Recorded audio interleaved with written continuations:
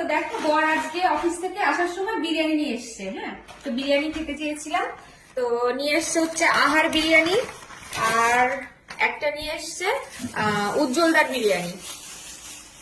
তো এই যে দুটোতেই স্যালাড দিয়েছে, দেখো উজ্জ্বলদার বিরিয়ানিতে একটা স্যালাড দিয়েছে, আর এখানে দিয়েছে একটা চাটনি, আর এই আহার বিরিয়ানি থেকেও দুটো দুটো স্যালাড দিয়েছে। তো খেয়ে দেখবো দুটোর মধ্যে বেস্ট কোনটা, কোনটা ভালো লাগে খেতে, তো তোমাদের রিভিউ দেবো, ঠিক আছে? তো চলো দেখো, এখানে ঢেলে নিয়েছি, এটা হচ্ছে আহার বিরিয়ানি আর এটা হচ্ছে উজ্জ্বলদার বিরিয়ানি। তো দুটোই হচ্ছে মটন বিরিয়ানি, ঠিক আছে? তো এই যে মটনের সাইজ দেখো,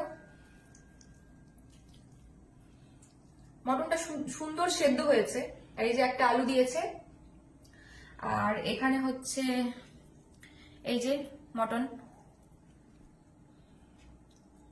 আর এই যে আলু, মানে এটা হচ্ছে একটু লাল লাল টাইপের, তাই তো বলো? এটা লাল, এটা একটু হোয়াইট হোয়াইট টাইপের, তেলটা কম আছে, কিন্তু উজ্জ্বলার বিরিয়ানিতে দেখো প্রচুর তেল নিচে, দেখতেই পাচ্ছ, এই দেখো।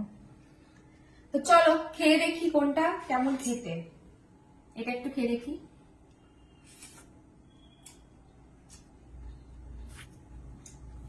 মটনটা খেয়ে দেখো।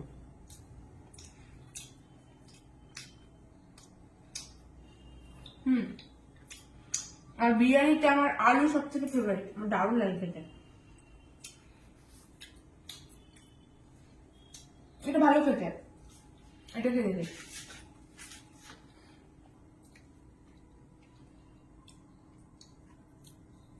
খুব সুন্দর সেদ্ধ হয়েছে মটনটা।